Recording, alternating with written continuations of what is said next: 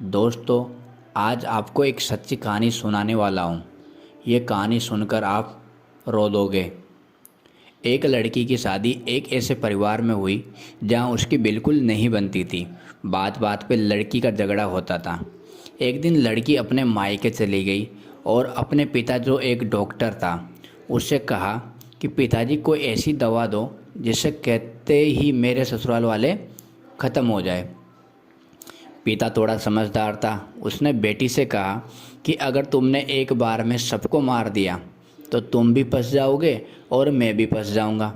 मैं तुम्हें एक दवाई देता हूँ और उसे तुम थोड़ा थोड़ा खाने में मिला के खिला देना और वो बीमार होकर 6 महीने में मर जाएंगे।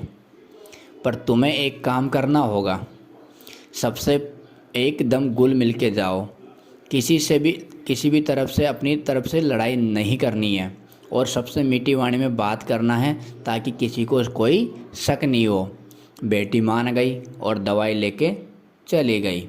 उसने अपने स्वभाव में इतना चेंज कर लिया कि कोई उस पर शक ही नहीं करता। वो रोज़ाना खाने में दवाई मिलाती और स्वभाव में बदलने के कारण सब उसे प्यार करने लगे। धीरे धीरे बहू की और उसकी सास की बहुत गहरी मित्रता हो गई।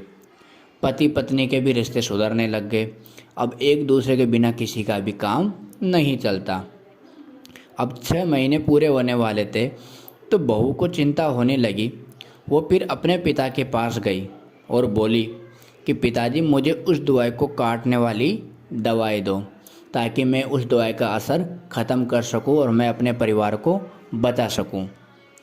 तो नहीं तो मेरा परिवार ख़त्म हो जाएगा। मेरा पति जो मुझे बहुत चाहता है, मेरी सास जो मुझे बेटी की तरह रखती है, वो सब ख़त्म हो जाएंगे, सब मेरे से दूर चले जाएंगे। पिता हंसते हुए बोला कि बेटी, तू चिंता मत कर, मैंने कोई दवाई दी ही नहीं थी, वो तो मीठी गोली थी। मैंने बस तुम्हें सुधारने के लिए ये चाल चली थी। पहले तुम अपने स्वभाव के सुधार नहीं कर रही थी, जिस वजह से तुम्हारा किसी से नहीं बनती थी।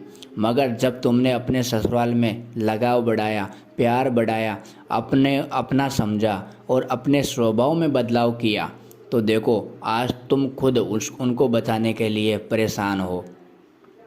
एक बात आप समझिए, कि अगर कोई चीज़ पसंद की हमें मिल जाती है तो उसकी हम ज़्यादा दिन तक कदर नहीं कर पाते।